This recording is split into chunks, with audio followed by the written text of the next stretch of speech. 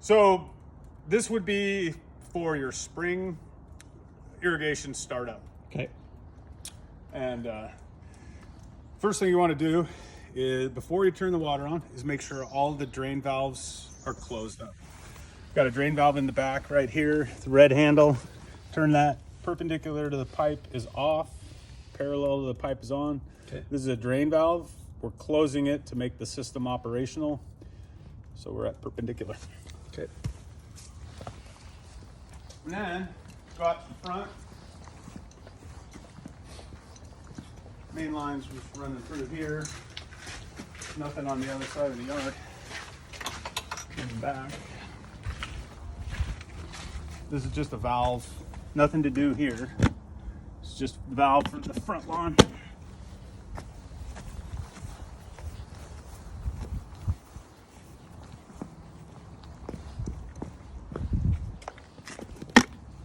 This is the other drain valve, kind of at the low point in the yard out here in the front. Make sure this one is closed for our spring startup as well. That way. Oh, it was already closed. Yeah, I'm sorry. So we're gonna make sure that stays closed. Okay. So into our video.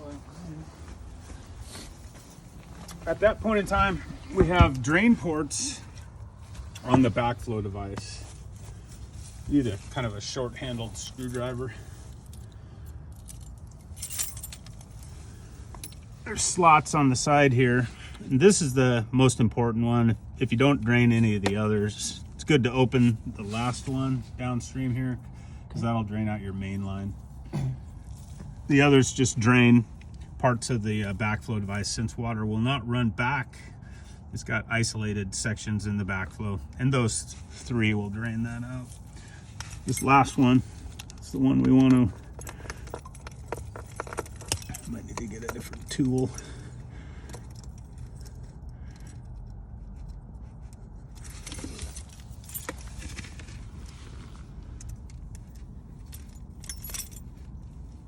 Okay, we turn it to that slot.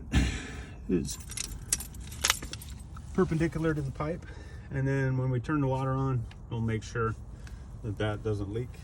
Little drip was gonna create a big water bill for you.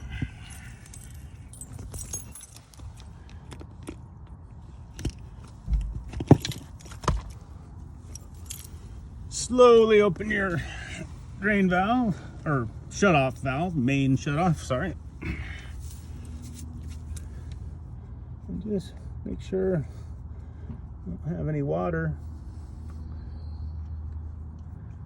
leaking out of our ports. I think we're all good. All right, no leaks.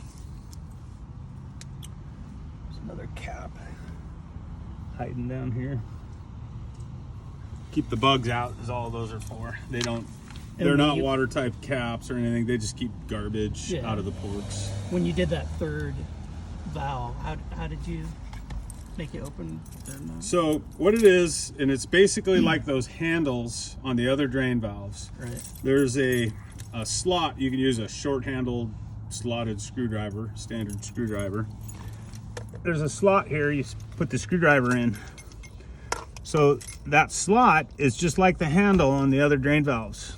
When it's perpendicular to the pipe, it's turned off. Okay. And if I were to rotate that, and you can do it either direction, it doesn't matter, there's no stops on it. That's why I have to check it for leaks, because I'm not sure if I've got it in the right position or not. You want that slot, when you drain the system, you'll turn that until it's parallel with the drain port. Right. It'll be open. You'll also be able to see through there. But it's much better to open one of these other drain valves first, so you don't get a face full of pressurized water. Okay.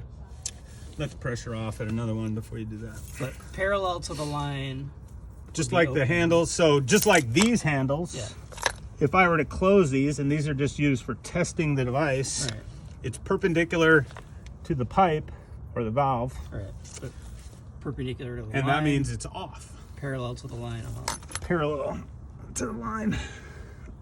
would be on. Okay. Same thing with the slot.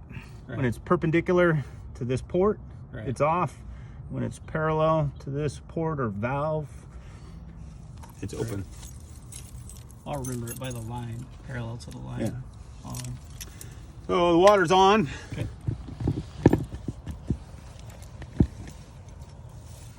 And then the next thing you would do would be to go through and start each zone.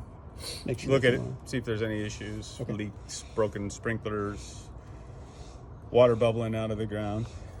When you first initialize this and turn it on, you might need to blow the air out before you check this. Sometimes air is compressible and you'll get some weirdness in your reading at the meter. Okay. But if you're ever concerned that you might have a leak in the main line of the irrigation, you go out to the meter after this water's turned on, and you make sure there's no water running in the house, a leaky toilet that Right. continually comes on and off, or anything like that that's going to throw you off. Make sure all your spigots and washing machine and everything, you're not using any water in the house. Turn on the irrigation system. Come out to your water meter.